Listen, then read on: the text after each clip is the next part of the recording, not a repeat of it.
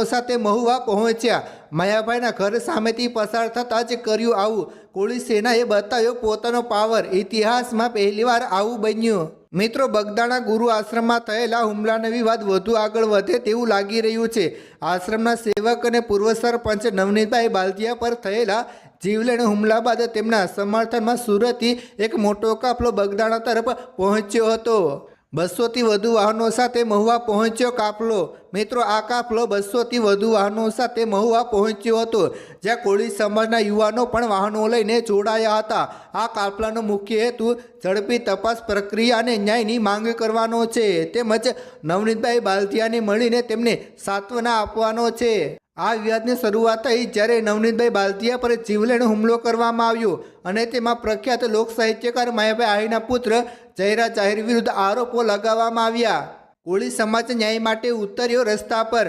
મિત્રો, નવનીતભાઈના આરોપ અનુસાર જયરાજ આહીર અને તેમના સમર્થકો દ્વારા આ હુમલો કરવામાં આવ્યો હતો। આ મામલે એક ઓડિયો અને વિડીયો ક્લિપ પણ વાયરલ થઈ હતી, જેમાં જયરાજ આહીર અને સરપંચ વચ્ચેની વાતચીત સામે આવી છે। આ વાયરલ ક્લિપ્સથી વિવાદ વધુ વકર્યો છે અને કોળી સમાજમાં ભારે રોષ ફેલાયો છે।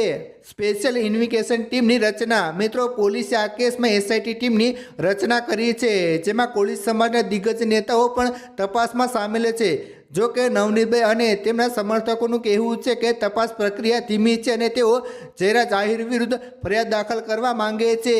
આ કાફલો આ માંગને વેગ આપવા માટે નીકળી રહ્યો છે। મિત્રો, સુરતથી નીકળનાર આ કાફલામાં કોળી સમાજના યુવાનો મોટી સંખ્યામાં જોડાશે, જેઓ વાહન સાથે મહુવા પહોંચીને નવનીતભાઈને મળશે ને તેમને સમર્થન આપશે। શું છે રાજકીય કનેક્શન? મિત્રો, આ વિવાદમાં રાજકીય કનેક્શન પણ સામે આવ્યું છે।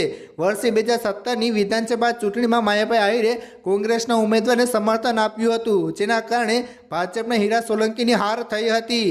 ત્યારથી આ વિવાદ વર્ચસ્વની લડાઈ તરીકે જોવામાં આવી રહ્યો છે। હીરાભાઈ સોલંકી અને અન્ય નેતાઓના નિવેદનો પણ વિવાદને વેગ આપી રહ્યા છે। કેટલાકનું માનવું છે કે આ સમાજની લડાઈ નહીં પરંતુ વ્યક્તિગત અને રાજકીય વર્ચસ્વની લડાઈ છે। રાજકીય તંત્રની પારદર્શિકતા પર પ્રશ્નો। મિત્રો, આ કેસે સમગ્ર ગુજરાતમાં ચર્ચા જગાવી છે અને સોશિયલ મીડિયા પર વાયરલ થઈ રહેલા વિડીયો અને ઓડિયોથી વિવાદ વધુ તીવ્ર બન્યો છે। કોળી સમાજના લોકો આ મામલે એકજૂથ થઈ રહ્યા છે અને ન્યાયની માંગ કરી રહ્યા છે।